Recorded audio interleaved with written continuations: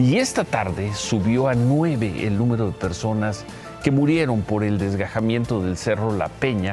Esto ocurrió, el desgajamiento, el viernes en el poblado de San Luis Ayucan, en Gilotzingo, en el Estado de México. Hoy se localizaron los cuerpos de 4 adultos y 2 menores. Vivían en la parte alta del cerro. Además, los cuerpos de 9 personas. En los 2 días de trabajo se rescató a 3 con vida. En el lugar siguen las tareas de rescate en busca de personas, especialmente de estas 3 personas desaparecidas.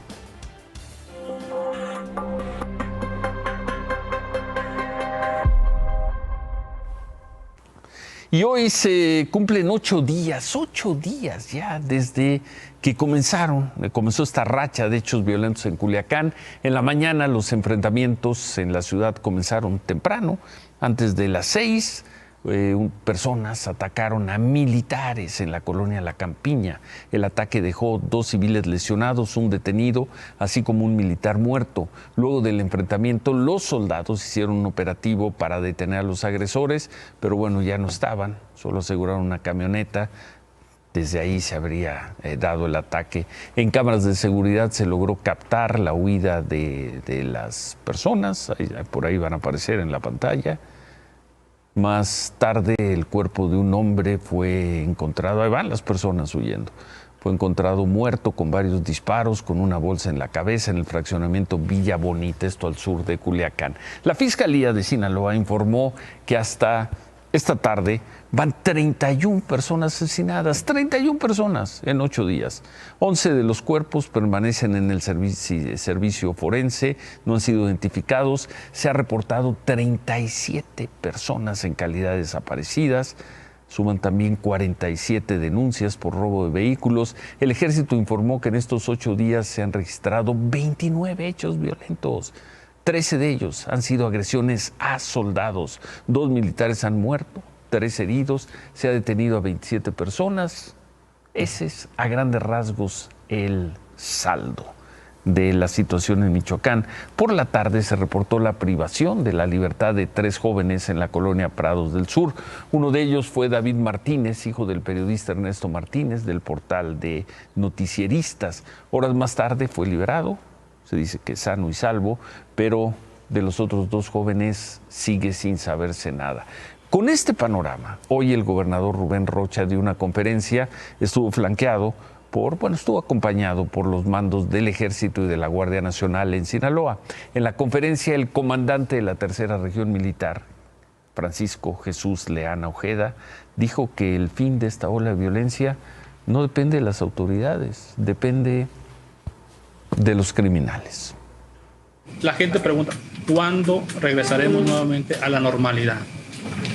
Queremos que sea lo más rápidamente posible, pero no depende de nosotros. Depende de los grupos antagónicos que dejen de hacer su confrontación entre ellos. No depende de nosotros.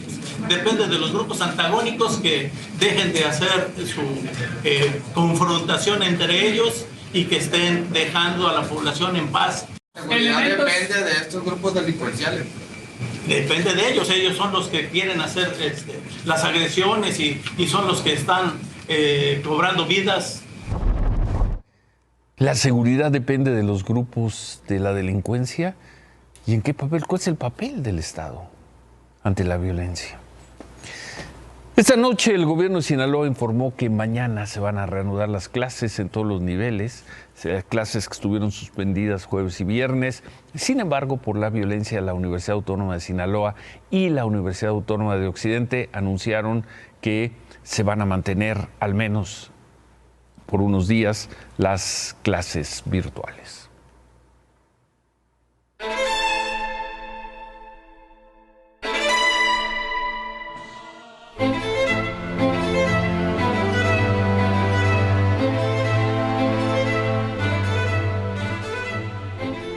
No me queda más que decirle, se cumplieron sus instrucciones, señor presidente. Con esta convicción y en esta fecha de fiesta nacional, les manifiesto a los mexicanos que sus soldados, como nunca, se encuentran prestos para seguir cumpliendo las instrucciones que guíe nuestra futura comandante suprema en beneficio del pueblo de México. Las y los mexicanos estamos listos para tener como presidenta a la primera mujer en nuestra historia.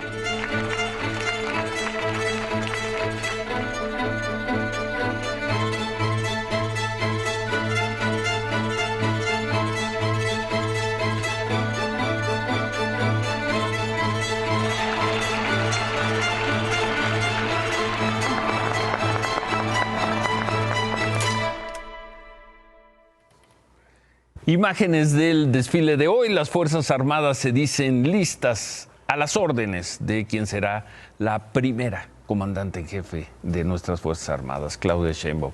El presidente López Obrador encabezó el último desfile cívico-militar en conmemoración de la independencia.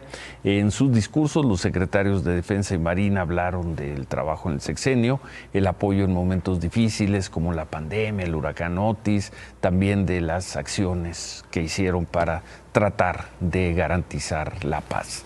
Este fin de semana fueron asesinadas 247 personas, de acuerdo al informe diario que presenta la Secretaría de Seguridad. El sábado mataron a 89 mexicanos. Más de 80 mexicanos asesinados en promedio en cada uno de los 3 días del fin de semana. Y bueno, la situación sigue siendo muy, muy difícil por donde nos movamos del país. Vamos a ver esto que está pasando en Cuautla, en Morelos. Cómo se vive bajo el yugo del crimen organizado. Porque ellos son los que deciden cuándo abrir y cuándo cerrar un negocio. ¡Viva la Cuarta Transformación! ¡Viva la paz y la unidad de los pueblos! ¡Viva la heroica, histórica y ahora hermosa Cuautla! ¡Viva Cuautla! Pero en la hermosa Cuautla, como la describe su alcalde, Rodrigo Arredondo, la realidad no conoce la belleza. Es la colonia Año de Juárez, considerada una de las más peligrosas de Cuautla. Es la calle Morelos, conocida por albergar casas de seguridad de los ya conocidos extorsionadores de Cuautla. Aquí viven sus familias, quienes, según la autoridad, también son partícipes de las extorsiones, los robos y secuestros que hoy tienen a Cuautla hundida en la desgracia. No hay un alma en una sola de las calles que hemos recorrido hasta hoy a plena luz del día en Cuautla. Estos son los signos de una ciudad que ha sido gobernada por el crimen, que hoy vive bajo el alarde de quienes se saben intocables. Mañana vamos a presentar esta crónica, las extorsiones en Cuautla. ¿Cómo vive Cuautla? ¿Cómo vivía el fin de semana bajo las extorsiones? Y hoy mataron a David Azay Hernández. ¿Quién era? Era el jefe del sector de Topilejo de la Policía de la Ciudad de México. ¿Por qué lo mataron? Porque acudió a controlar una riña de vecinos en la colonia San Miguel Jicalco, esto en la zona de Topilejo, Tlalpan. Los policías llegaron, vieron que se había matado a una persona. En ese momento les dispararon desde una casa. Los servicios de emergencia se llevaron a David Azay Hernández en helicóptero, lo llevaron a un hospital, pero desafortunadamente murió. La policía montó un operativo muy grande. Detuvieron quien al parecer es el responsable de haber matado a este jefe policíaco. De acuerdo con la Secretaría de Seguridad, familiares de estas personas trataron de impedir que se lo llevaran. Pedradas, palazos contra los policías. Por estos hechos también fueron detenidas 2 mujeres. Ciudad de México, y mañana vemos tu trabajo de Cuautla. Claudia, buenas noches. Sí, buenas noches, Ciro. Y me sigo preguntando lo mismo. ¿Dónde está la autoridad en Cuautla?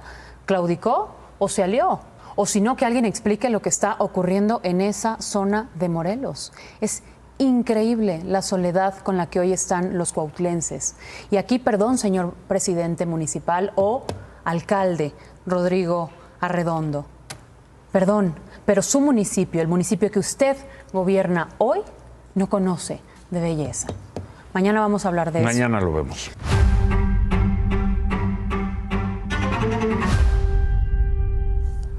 Y hoy, este lunes 16 de septiembre, entró en vigor la reforma constitucional al Poder Judicial de la Federación.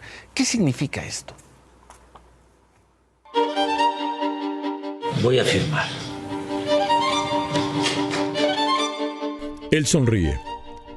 Ella aplaude y mira atenta cómo rubrica el decreto que lleva al Poder Judicial de la Federación a una nueva era. ¿Cómo ves si la levantamos? La levantamos así. Casi de manera paralela a la difusión de estas imágenes, los cambios de la Constitución aparecían publicados en el Diario Oficial de la Federación. Con su publicación, arrancan una serie de tiempos que tendrán su fecha estelar en la elección de ministros, magistrados y jueces el 1 de junio del 2025. La reforma al Poder Judicial debe leerse con un calendario en la mano, especialmente el régimen transitorio donde, a falta de leyes secundarias, están los primeros pasos a darse rumbo a su total implementación. Sí, porque esta reforma no trae instructivo detallado. En su artículo 8º transitorio establece que el Congreso de la Unión tendrá 90 días a partir de hoy para hacer adecuaciones a las leyes federales necesarias y crear leyes secundarias, y los congresos locales tendrán un plazo de 180 días. Es decir, los detalles para poner en práctica los aspectos técnicos y administrativos de esta reforma a nivel federal deberán quedar listos el 14 de diciembre. Antes, el Senado debe emitir la convocatoria para el proceso de elección de jueces, magistrados y ministros. Otra de las cuentas regresivas que se activan es para el Instituto Nacional Electoral, el organizador de la elección extraordinaria. Su primera sesión, para iniciar los trabajos, deberá ser a más tardar en una semana, es decir, el próximo lunes 23. Sobre temas como la desaparición del Consejo de la Judicatura Federal, este continuará operando hasta que no se conforme el Tribunal de Disciplina Judicial y el órgano administrativo que lo va a suplir. Esto será hasta el primer día de septiembre de 2025. ¿Y mientras qué pasa? Los trabajos se mantienen y temas como los salarios deberán modificarse a partir de nuevos acuerdos. En la Suprema Corte de Justicia sucederá algo similar. La primera y segunda sala, cuya existencia no considera la reforma, tendrán que operar por medio de acuerdos hasta que llegue el día de su liquidación. Lo mismo, también, para temas de salarios y otros de carácter administrativo. Para los contrarios a la reforma, este lunes también se activa una cuenta. Comienzan a correr los 30 días para impugnarla, según la regla general de amparo. La discordia se avivará con la discusión de si estas acciones, amparos o controversias tienen futuro o no. Y las protestas de trabajadores y el paro en las sedes del Poder Judicial, hoy 16 de septiembre, el calendario los desbordó. Frente al día de asueto, pero sobre todo ante la publicación del decreto, parece que su tiempo ya pasó. Hoy 16 de septiembre, por cierto que para buscar ser elegido, participar como ministro, magistrado o juez, la reforma establece que los aspirantes no debieron ser secretarios de Estado, fiscales generales de la República, senadores, diputados federales o gobernadores durante el año previo al día de la publicación. Es decir, nadie que haya ocupado uno de estos cargos del 15 de septiembre de 2023 a la fecha. Por cierto, en Sirapausa, la Coordinación de Protección Civil del Estado de México confirmó que fueron 6 las personas que murieron y otras 3 ya fueron rescatadas tras el desgajamiento de un cerro en la colonia La Raquelito, en Naucalpan. David. Las revisiones del aguacate mexicano ya no las harán los estadounidenses, al menos en territorio nacional. ¿Quién ganó? ¿Quién perdió? Ahorita te cuento los detalles. Parece que los estadounidenses sí quieren aguacates mexicanos, pero no quieren los problemas de los aguacates mexicanos. Ciro, ¿cómo estás? Muy buenas noches. Siguen los problemas, sigue la violencia, sigue el cobro de piso. Y hoy el gobierno de Estados Unidos llegó a un acuerdo con el gobierno de México que ya no va a haber inspectores de los Estados Unidos en Michoacán. No, bueno. Que ya nada más las revisiones. Abrazos, no balazos. Que las revisiones las van a ver en papel, que sean documentales. Pues quieren los aguacates, pero no quieren arriesgar a su gente. Los problemas. Es triste que ellos digan que se vea como un éxito por parte del gobierno mexicano. Es que llegamos a un acuerdo y nosotros vamos a hacer las revisiones porque somos muy soberanos. No, porque no quieren arriesgar a los inspectores agrícolas de los Estados Unidos, pero sí quieren seguir teniendo los aguacates. Pues bueno, ¿qué le hacemos con eso?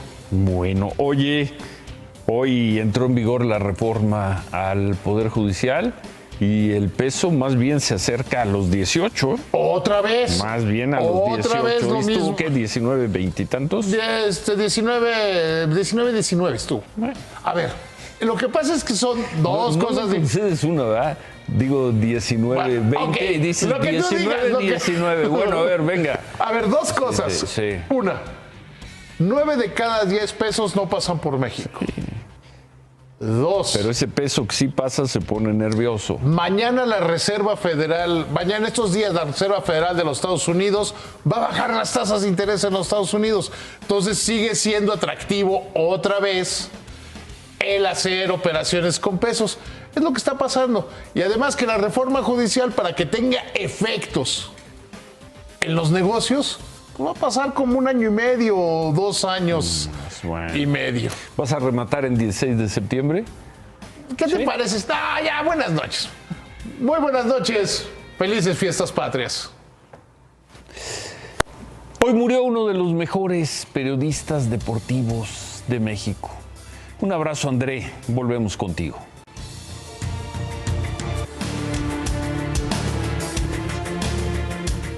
Hoy murió uno de los mejores periodistas deportivos de México, uno de los mejores de la historia del periodismo deportivo en México. Descanse en paz, André Marín. Un abrazo a su familia, a sus hijos, un abrazo a los suyos. ¿Qué decir de André? 52 años de edad, 35 de carrera, 18 años escribiendo una columna capital en Excelsior. Un gran reportero, pero sobre todo un polemista de época en la televisión. En un medio con tantas figuras, no sería poca cosa afirmar que André Marín revolucionó hace una década más o menos los muy exitosos programas de opinión y debate. Ya no pudo salir plenamente de una crisis de salud de 4 años, murió tras un fallido trasplante de los 2 pulmones, murió. Pero su personaje, el André Marín de los medios, vivirá para muchas generaciones. Felicidades, maestro. Felicidades, André. Se quedan con ¿Qué importa? Gracias. Buenas noches. Ánimo.